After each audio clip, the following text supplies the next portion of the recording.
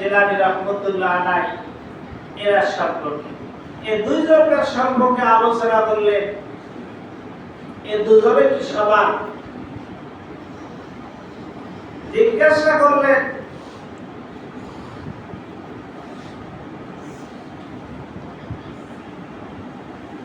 হযরত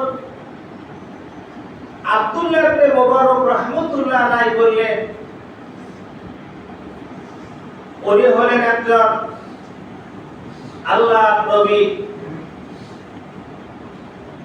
জলিল কদর একজন সাহাবী।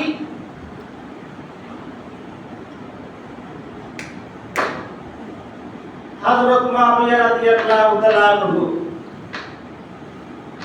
আর আব্দুল কাদের জিলানী রাহমাতুল্লাহ আলাইহি ইনি তো সাহাবী নন। দুজনে কি করে সমান হতে পারে? হযরতে আব্দুল্লাহ ইবনে মুবারক রাহমাতুল্লাহ আলাইহি বর্ণনা করলেন, উনি ঘোষণা করলেন, উনি জানায় দিলেন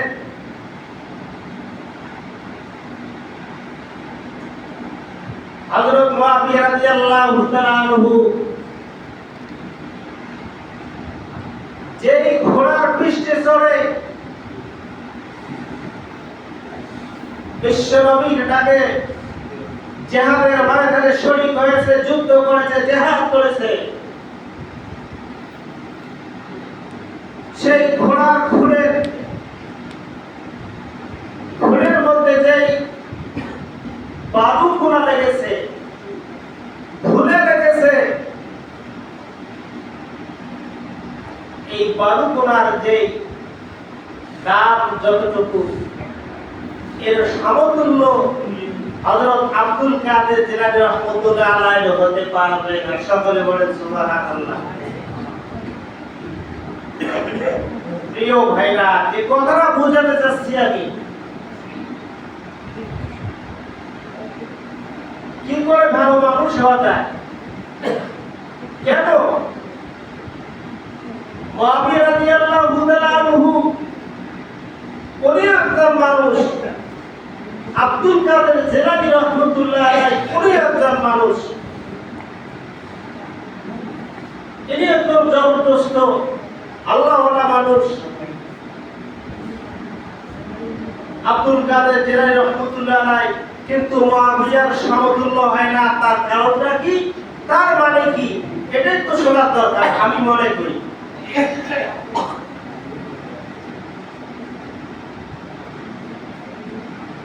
যুদ্ধের ময়দানে শরীক হলেন,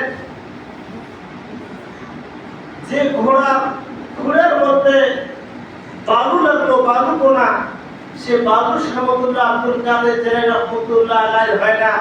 কারণটা কি, তার মানে কি? তার মানে হলো হযরত মুআবিয়া রাদিয়াল্লাহু তাআলা আনহু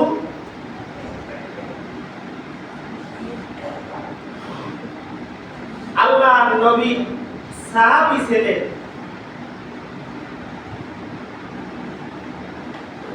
শুধু কি আল্লাহর নবী সাহাবী ছিলেন বটে, ওই যুগে কি আর মানুষ ছিল না?